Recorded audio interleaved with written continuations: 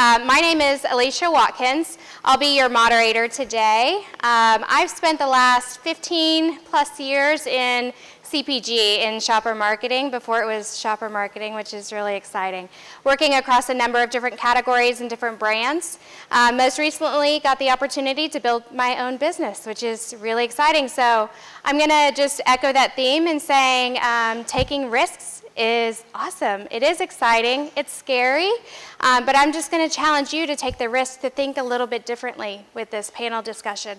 I'm going to encourage you to ask the questions.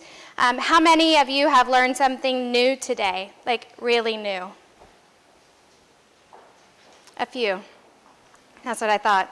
All right, so if you haven't learned something new or made any connections that you haven't already made, ask the questions. Don't be afraid. Stand up. And then I just encourage you to think a little bit differently as well. So my panelists here, I'll let you introduce yourselves. When you give your name, also just tell me a fun fact or something exciting about you. I'll start because I love this game. And I was the spelling bee champ in 1992. That's pretty awesome, right?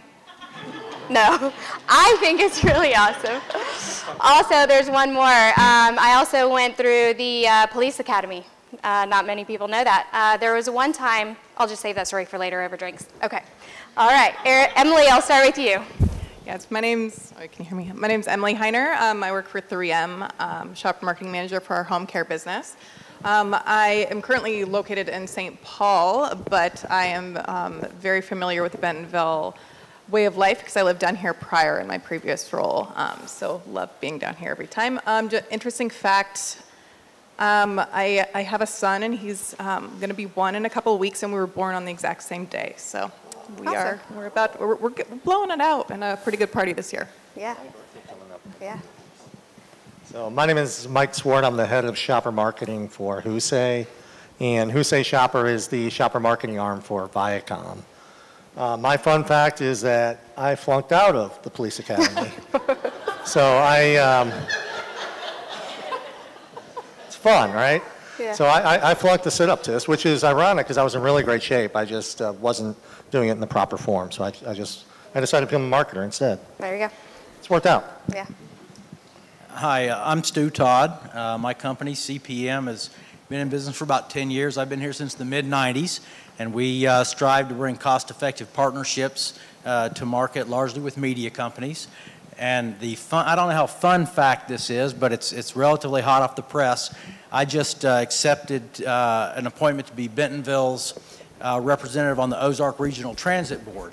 And my qualifications for that is that I have ridden on a train, and I have sat in LA traffic, and just have this vision that we can, why not us, that we could be on the leading edge of a lot of neat stuff that's going on in that area.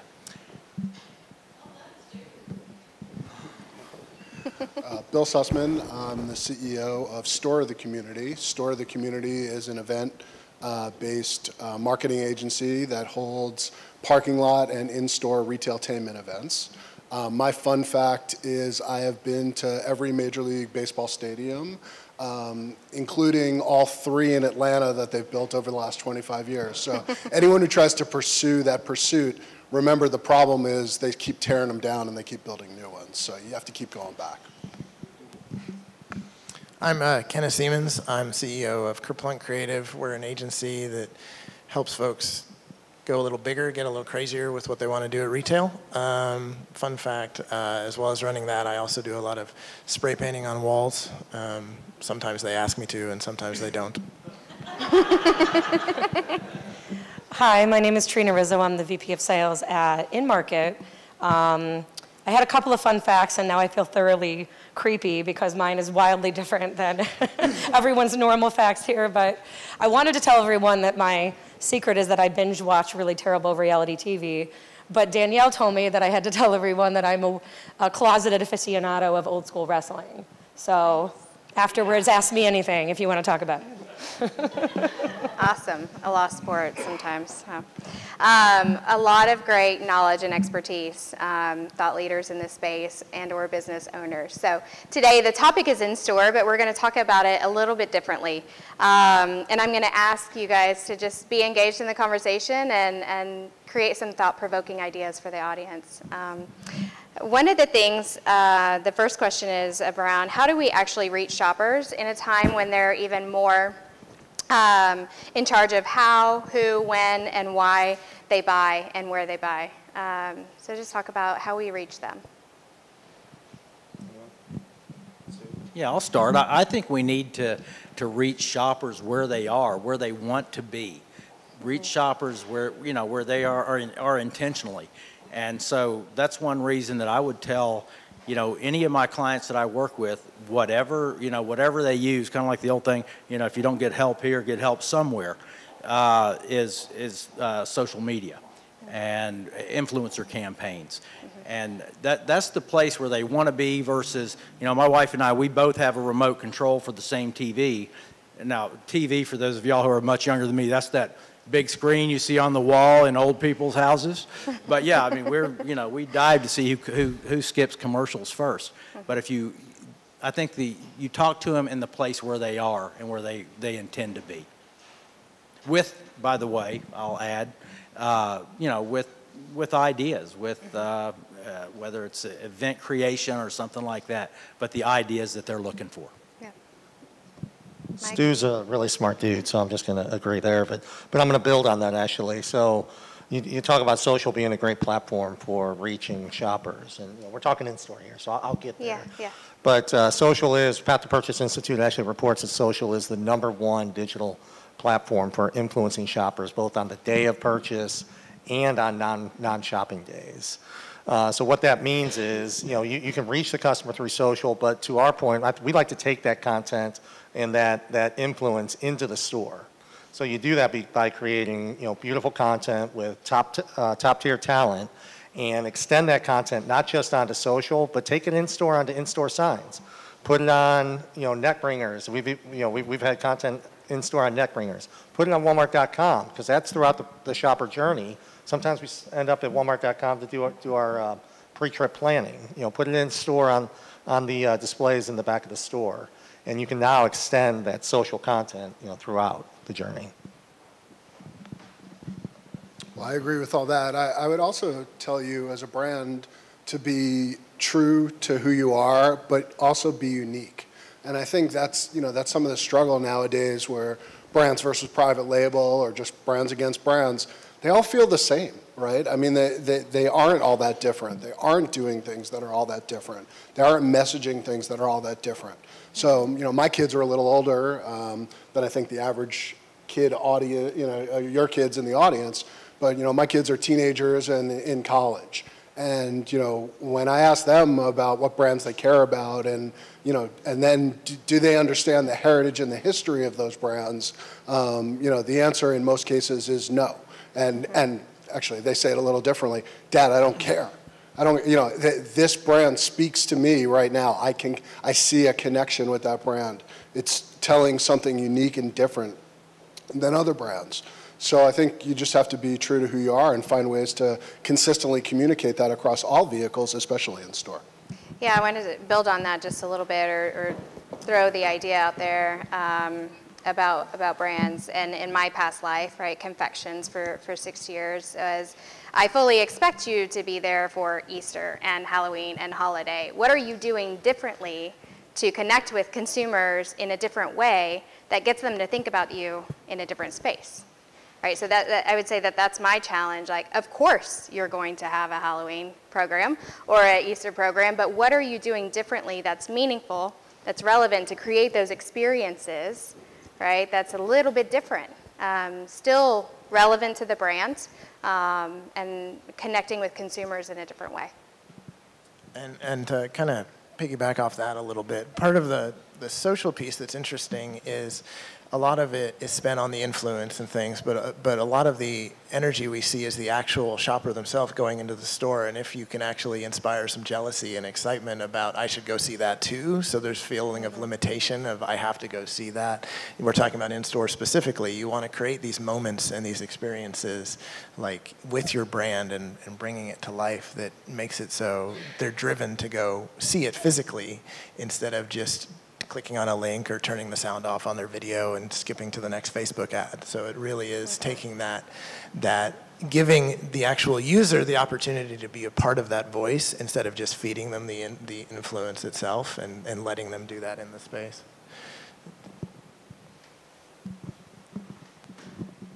Yeah, just building off that as well, when you're talking about specific themes that happen in Walmart specific key seasons, and yes, there may be a lot of obvious ones. So hey, you know, spring's happening, you know, Easter's coming. How are you going to build your Easter basket for your kids? But there are different shifts that's happening in the lives of the shoppers and their families and their busy families.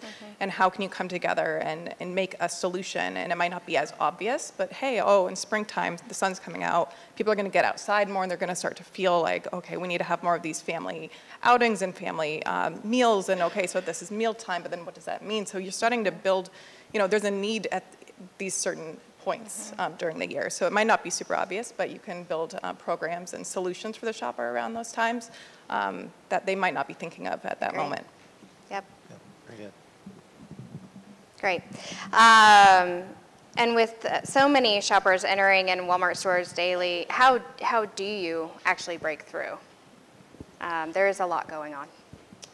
Yeah, there is a lot going on, and what I liked about the content of this panel was specifically that we have a wide array of people that are represented. You know, we have brand, we have some merchandising, we have events, and you know, I do digital marketing. I think what sticks out to me more is when you walk into a store, you know, and you have that dead zone upon entry, and you have so many things that could distract you, right? You have an event, you have merchandising, you have whatever's going on your mobile phone, right? So what I was thinking about when I was preparing for this panel is how can brands really plan their marketing plan by tying in all of those things that they perhaps are doing during that time period that they're running some sort of marketing, whether it's digital advertising or something more in-store focused like merchandising, and then how can we better measure ROI with all of those things going on at the same time to see if there's similarities on how they're working together, you know, and perhaps the event people can piggyback off that.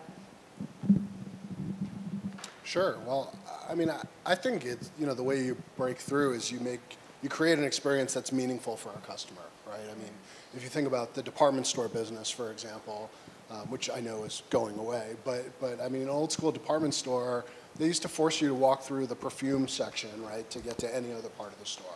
Look, I'm not there to get spritzed with perfume. That's not why I want to be there. So I think, I smell good. So, you know, so I think, you know, from an event perspective, and Kenneth talked about it a little earlier, when you're designing events or you're working with one of your clients to design an event, you have to decide what you want that event to really stand for. What's in it for the customer, right? Is it about we're going to hand them a coupon and they're going to save money? Is it about we're going to divert them from their true purpose of being in the store, which is a shopping journey, and we're going to really entertain them? Or are you just getting in their way, right? And you know, quite frankly, if you're just getting in their way, don't do it, right? I mean, just don't do that. You have to create something that's going to be memorable, that's going to, and that's a great opportunity while you're doing it to tell them your brand message. Again, it goes back to that uniqueness. So, you know, if you can't do those things, then you know you should not get in the way. You should let them continue on their journey. Speaking of experiences, can you all highlight a great experience that you've had? And then, if not, maybe a not great experience, and tell us about it. I've got a lot of both. Yeah. I'm going to start with a not so great experience. Well, I mean, not a not so great, but a non-memorable experience. Because, I mean, I think we've all been in a store and have been given something to eat, right? Like a sample. And then you walk away. And so you're like, oh, that was yummy. Great. But did they hand you some material to take away? Did they engage you in the brand? Did they tell you something new? So I think we've all been in that point where I'm like, yeah, that was yummy. Don't remember what brand that was the next day. A good experience. Yeah, there's been some interesting ones at Walmart recently. I think that they're upping the game in their retail experiences, which I think is great for all of us. The different pop-up stores, that's a really great way to get engaged in a brand, not only just in one product, but in multiple products. So catching you even before you get into the store is interesting, and it reminds you, okay, what am I actually doing in store? You're on top of mind, you're on top of lists at that point, and then you've actually done something with the brand, and you leave, and you're probably going to remember them the next time you go shopping. So I think there's just new, unique ways to get in front of your consumer. Yep, I would build on that. I had a great experience in store recently, and I don't know if anybody worked on this campaign, but it was for coffee for 1850. They had a pop-up sampling, but sampling done differently. It felt like a coffee shop in the middle of a Walmart store. I was not expecting it. It was beautifully branded, highly engaging. They connected with me, teaching me about the different types of coffee, and I would say that that was probably one of the best-in-class experiences that I've had with a brand, sampling in store. Not a lady in a hairnet. Sorry for those who still do that, but it was just a meaningful experience that got me to remember the brand itself, taste the wonderful coffee, and then go and purchase when I may not have done it before. So. Anyone else?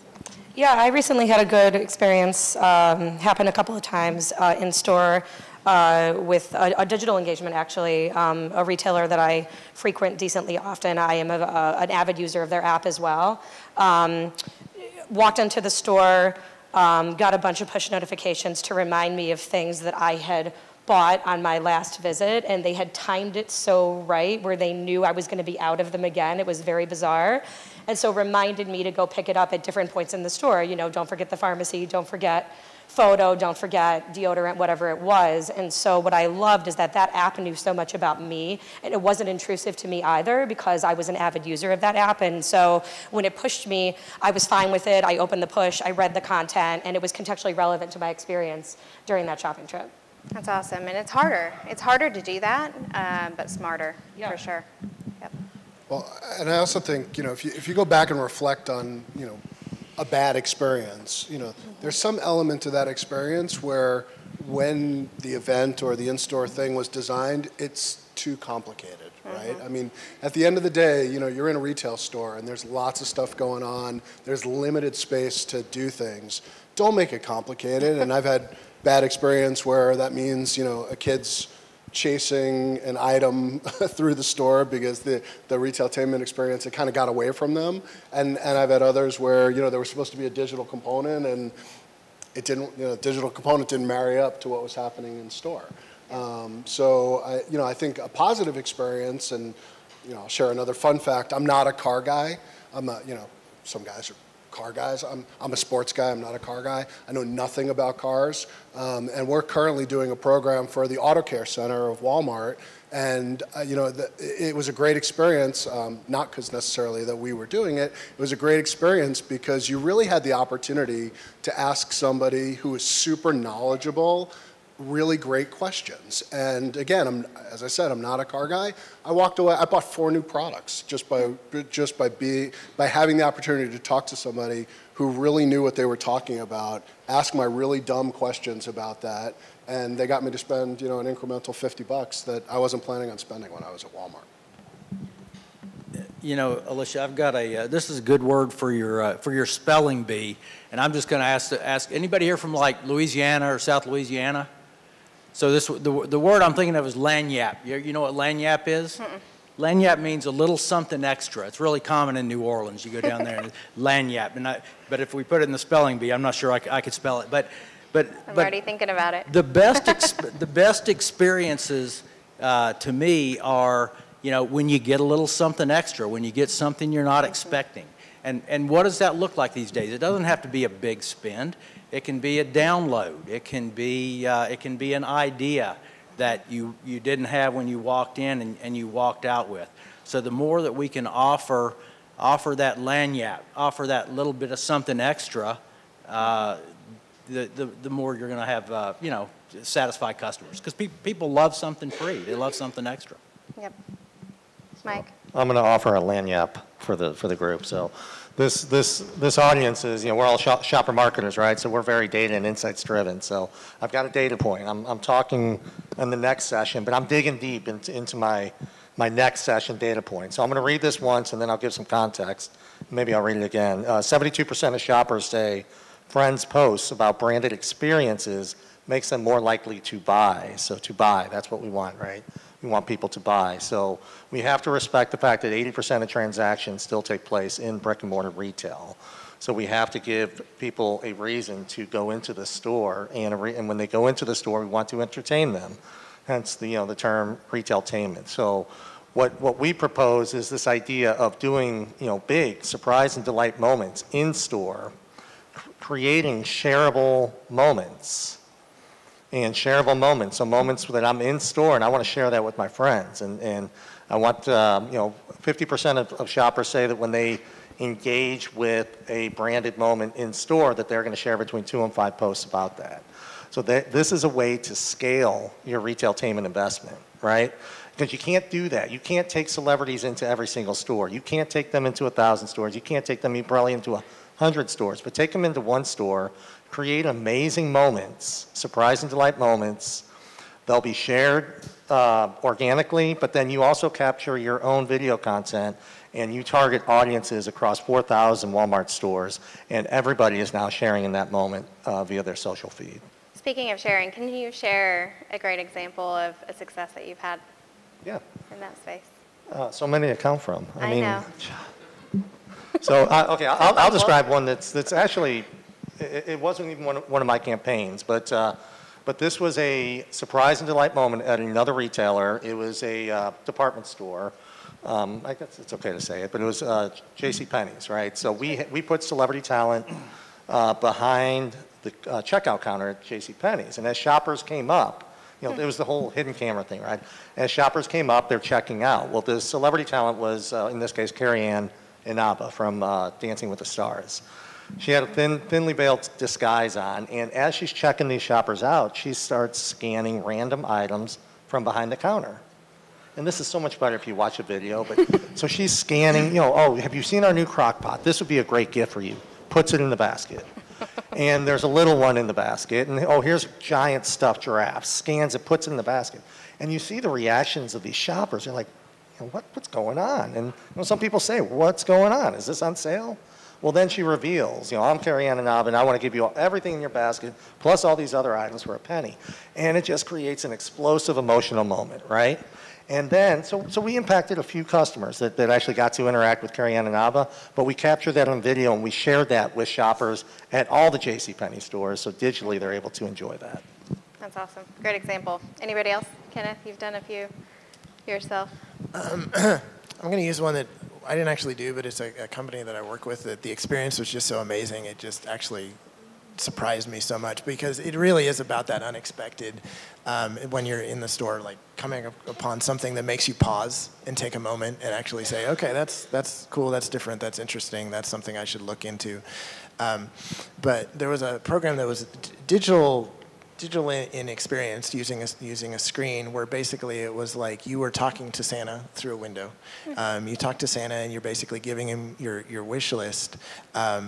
And there's a helper walking around in the back. This is live action. It looks like you're talking to Santa through this window. You see the helper working in the back. And then all of a sudden, halfway through, a real helper that you just saw comes out around the corner and gives you a gift based on what you just talked about. And it was just so amazing to see like everyone's face light up because everyone is expecting it's just a gimmick. It's just this fake, it's some sort of using technology to figure out how this algorithm works. But it literally was, part of it was recorded and part of it was there's a little person in the back with a little bag, and it was just amazing to see them light up, and that brand will stick in their head forever. Yeah, that's awesome. Anybody else have an example? No? I can tell you one example that didn't go so well, and it's kind of funny today. It wasn't really funny then, but I was actually on my first vacation, disconnecting from the digital world in Mexico. Hadn't done that in probably, 12 years. And so it was good. It was a good break. And I get a phone call from my partners at supplier community or store of the community, and they say, very briefly, but my M&M character had just accosted or assaulted a Walmart shopper. What? Are you kidding me? Like, this fun experience, and I'll never forget that moment because I was not working, but getting that phone call was not funny at the time. I had to call Mars Legal and get it taken care of. It was a miscommunication, absolutely, taken out of context. There was a lot going on behind the scenes, but just one of those experiences that whoever was there in that moment will never forget, nor will I. Because it ruined my vacation for that day anyways, and then I carried on. But yeah, that was a bad experience. But there's many others. I think thinking about those moments and putting the shopper at the center of what that experience is, and not thinking of it from brand first, but what would you as a shopper expect to gain out of this, and what are those surprise and delight moments, but think a little bit differently. Don't just do the norm, the things that you have been doing, garbage in, garbage out. If you continue to do what you've done, you're going to get what you've gotten, kind of mentality. So think a little bit differently and challenge yourself on that. Speaking of retailtainment and in-store, ROI has been the biggest challenge in this space. I know it was for me. What are some ways that we can measure success of this and use that for scale in the future as well? Emily, you're nodding your head. Nodding. Yeah. I'm nodding the because ROI question. Yes, I'm nodding because as a shopper marketer, we all do a lot of internal selling because we have to get our programs, usually blessed by the higher powers that be. So these type of retailtainment programs, you bring the cost, you bring what you're going to do, and they're going to look at this dollar amount and say, like, what are you getting for this? And it's like, okay, well, of course, as shopper marketers, we believe that we can change the behavior and help our brands. So what I have done that has been very helpful is, of course, find the right partnerships for these in-store events. We've done different in-store events solo. Say there's a new item that we have out, so we definitely just want to get it into shoppers' hands. But then there's other ways that we can go about it, just by bringing that solution and that unexpected value. So, for example, it doesn't have to be difficult. I'm not on a very engaging brand. Let's just say I sell sponges. So no one's really excited to go buy a sponge, and we're not on the top of the list when it is time to go buy a sponge. We're not the trip driver. So it is important for us to get in front of those shoppers. So when it comes to the entertainment pieces and the ROI, I have to be a storyteller to my internal team. And I get a lot of great support from the vendors that I'm working with to help me do that sell, because it is important for us to get in front of those shoppers and make sure that we get on the list. So partnerships have been a big thing for me, but it has to be the right partnerships. Don't just put something together and say, hey, put us together because we're going to split the cost. It has to be the right one. So we've definitely had some good success there for install. That's a great answer. Great. I'm going to repeat what I said earlier. Scale your investment, right? And you can't scale it always by taking talent into 1,000 stores, but you can scale it by capturing content and sharing that across a targeted social audience. And you can scale it by gaining usage rights for that content and putting it in-store on in-store signage, on pull signs, on pack. I mean, there's a lot of things you can do with that. That one event, right, or that one singular event. It can't just happen and it's over. It's got to live on. So scale it. Yeah. So if you don't, go ahead, Kenneth. And one thing I'd say, we're a small agency that works with lots of people, so we don't have a lot of, the red tape. But there's two ways out of a problem. You either pay your way out of a problem or you plan your way out of it. And a lot of times what happens is you come in too late and then all of a sudden you have to pay a lot more. So, when you speak of ROI, if you could actually get ahead of it and eliminate some of that back and forth and that red tape that it takes to get everyone aligned. And sometimes you just need to pull the trigger before everyone's aligned and be okay if someone didn't agree with it, but it might still get those, the customers doing what you need to do. That's another way to kind of look at that ROI, and you're going to probably get more for your money more often. Can you share an example of that, where you've taken a risk like that and it's paid out, or your client has? So, my background is I was at Walmart for 17 years, and I would sometimes basically do that, kind of push something through, get some groups to pay for things that they weren't used to doing. So we, when Star Wars Episode 7 came out, we made a giant Millennium Falcon, and basically we got Walmart to pay for it before they even realized what they were doing. And the social feedback that we got out of that, and it's still in stores now, and that was like 3 years ago. Yeah. It was worth it. They loved it. They were like, "This is great. Who did it?" And I was like, "You did." That's awesome. That's great. Oh, you have a... Yeah, what I'd add to that is when I go in to talk to a shopper marketer, the first thing I ask them is, what are you doing? What are you doing already that we could overlay something, find a partner for, something like that? And, it's kind of like looking in the refrigerator, and what can we do with this leftover, so to speak, or, what can kind of use what you have kind of mentality. And I found that to be a very efficient way to kind of make, 1 + 1 = 3. Yep, you build a lot of partnerships. Can you tell us a little bit about how you put those together and the importance of that cultural relevancy? Sorry, y'all, it's late. The importance of that in bringing those brands together. What is that glue? How do you Well, those? kind of to the earlier point of, the partnership has got to be relevant. I mean, it's, it can't be sponges and lawnmowers or something like that unless you're doing, unless you're cleaning, I was going there. 100 uses I was for not sponges discounting the value of sponges and cleaning lawnmowers, but yeah, I mean, there does have to be some kind of relevance. And for me, it starts with that proposition, right? Buy the 22-pound bag of M&Ms and get a free movie ticket. But who else do you bring along with that? And it might be popcorn, of course, right? Sorry? Popcorn. Okay. And I would kind of to that point too, is that, I'm kind of the enemy of doing something because it's the way it's always been done. Yep. But then on the other hand, there are tried and true tactics that don't cost a lot of money that can also be, integrated into a program to extend the reach and to appeal to more consumers. So it's sort of a combination of the old and the new.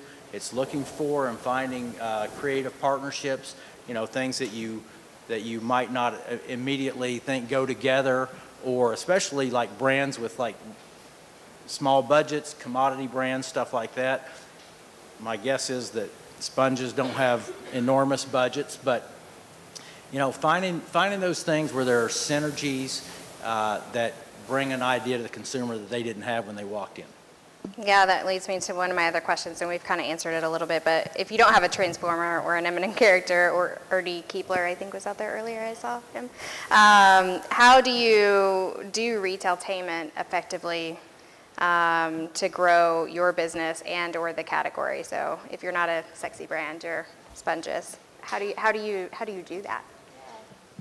I mean, for us, it is just, I feel like we are sort of repeating, but it's creating that unusual event, an idea, or just the intuitive solution for the shopper. Because if we aren't super exciting, it's still a need. We're all here because our products started from a need state from consumers. So, it doesn't have to be like light the world on fire exciting, but guess what? You ate a meal, you have a busy family, you have to clean up. How are we going to help you do that in a faster way so you can get back to what what's most important? So it's just making sure that, hey, guess what? I'm going to help you do this in a cleaner way and partner with a dish soap. I mean, it's super simple, but it's ways that we can get in front of and get on the list essentially. So yeah, just connecting the brand, connecting the need and the solution. Is what we've done. Simple yet effective. That's great. I think that's the biggest misconception sometimes that non-sexy brands have is, I can't do that because I'm not sexy or I don't have a Transformer. I think anybody can do it because, again, I think the theme of what you've heard today is it is about creating some unexpected moment that delights a shopper. And any brand can do that. Now, you can do that through partnerships. I mean, and you look at the logical way that partnerships are done. You know, it always starts with, is this a competitive product? You know, do the products go together? Does that make sense? You know, I'd add another component to that though too, which is, you know, do the companies who are going to partner together have the same sensibilities and the way they think about doing marketing together? So, you know, this would never happen. I used to run the Nickelodeon team. You know, Nickelodeon and Disney, besides the fact that they were direct competitors, would never partner together, ever, even if they weren't competitors. Why? Because Nickelodeon makes all their money on doing things like fart jokes, right? Disney would never, ever do that. It's just not in their sensibility to be able to do that. So I think you can tell the types of companies, you know, what their willingness is and what their, how far they're willing to push the envelope with the type of advertising and the types of things that they do. And brands should look for those kind of partnerships that make sense for them. And yes, if you had a transformer, that would be wonderful. But even then, you know, you still have to find like partnerships. We do have a transformer. We're doing a program for Hasbro, you know, for the new movie. But you know, you still have to build upon the fact of what that character, you know, Bumblebee in particular is all about, and that leads you to certain types of partnerships like Pop Secret and Entenmann's, because, you know, he is a character, a little rebellious, a little fun, and likes to eat, right? So it leads you to where you're going to go. Well, I think to Emily's point, it's also important to logically speak to that consumer, you know, when they're entering the store.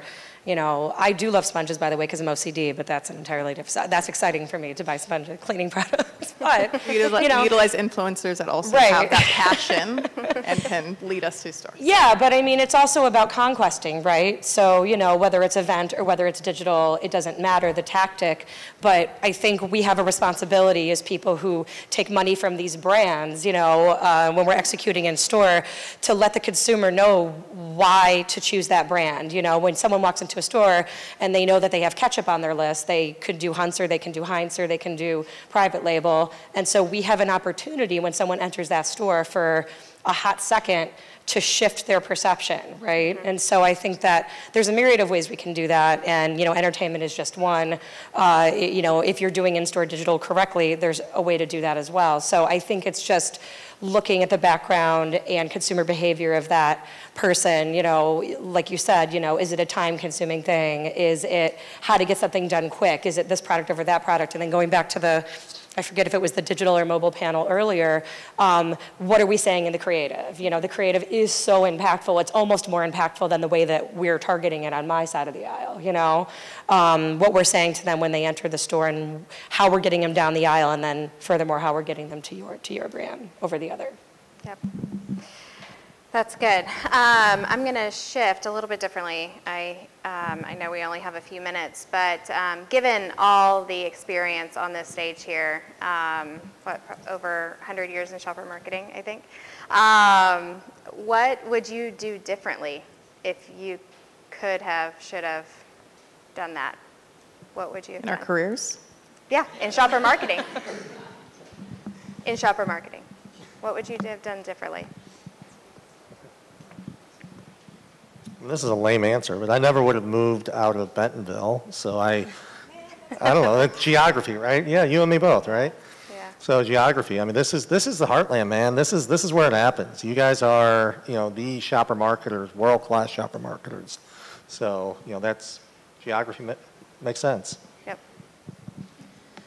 I don't think it's something I could have done differently, but I do think that, you know, in the last decade where I've learned a ton more about shopper marketing, and I didn't frankly know anything about shopper marketing prior to that, and I've been in media my entire career, you know, we all could have done a better job looking into shopper marketing far more early than we did. And, you know, and I came from more of the brand side, and I think someone mentioned earlier, Tyson perhaps, that the brand side is learning from shopper marketing now, and couldn't have said it better, because there's so many meetings that I go into where sometimes brand is holding shopper budget, and you're trying to let them know why those shopper tactics could influence brand as well in an awareness play. And so I think that we're doing great, but I think we'd be a little more ahead of the curve had we known that earlier on.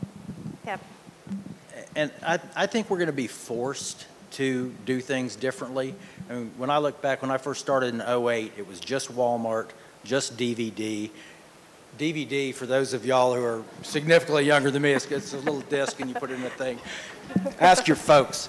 So it was just Walmart, it was just DVD, and it was just DreamWorks. So it was just those three components. So now, you know, the way the consumer gets content, entirely different, and so on. So I think we're going to have to continue to challenge ourselves to do things differently. At the same time, you know, there's pressures on profitability, and like there always have been, but they're going to continue.